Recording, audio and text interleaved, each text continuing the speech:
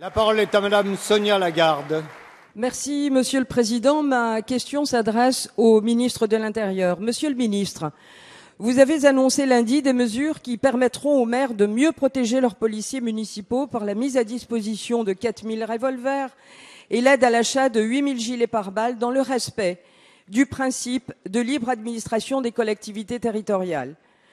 Dois-je vous rappeler que les polices municipales de Nouvelle-Calédonie ne sont toujours pas autorisées à porter des armes de défense de catégorie C, à l'inverse de leurs homologues métropolitains et polynésiens. Voici plus de 2 mois, je vous avais interrogé sur ce caractère totalement inéquitable et vous m'aviez fait part de votre volonté de prendre le décret nécessaire si 2 conditions étaient réunies: la formation des hommes et l'autorisation du haut-commissaire.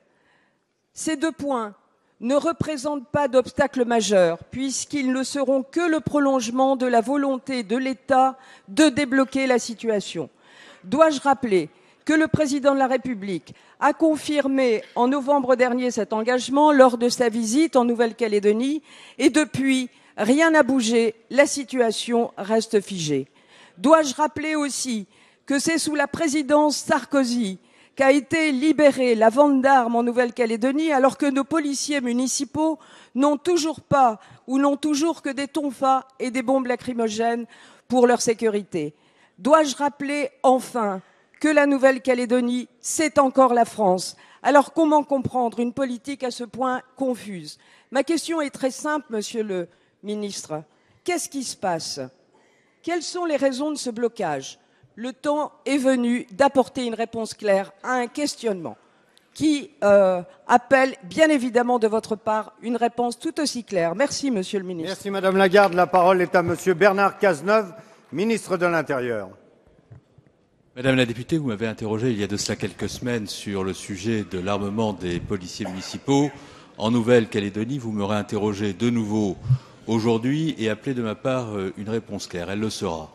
D'abord, quelles sont les règles? L'article 511-5 du Code de sécurité intérieure implique pour l'armement des polices municipales un accord, une convention entre la préfecture et les collectivités locales qui souhaitent armer leur police. Cette convention, m'avez-vous dit, est possible et elle est même engagée, et donc les conditions sont réunies pour que cet armement soit désormais effectif. Il fallait, pour que cela soit le cas, prendre un décret en Conseil d'État. Comme je vous l'avais indiqué, ce décret a été préparé par le ministère de l'Intérieur. Il fait l'objet d'ultimes consultations. En vue de sa publication, je vais vous donner une date à la fin du mois de février prochain, de telle sorte à ce que vous puissiez mettre en œuvre la mesure que vous appelez de vos vœux. Ce décret en Conseil d'État fera l'objet d'une consultation des collectivités locales, mais compte tenu de la position que vous venez d'exprimer à l'instant, il n'y aura pas de problème pour recueillir leur assentiment. Et dès lors que cet assentiment sera recueilli, fin février, le décret pourra être publié. Voilà la réponse très concrète que je voulais apporter à la question précise que vous m'avez posée.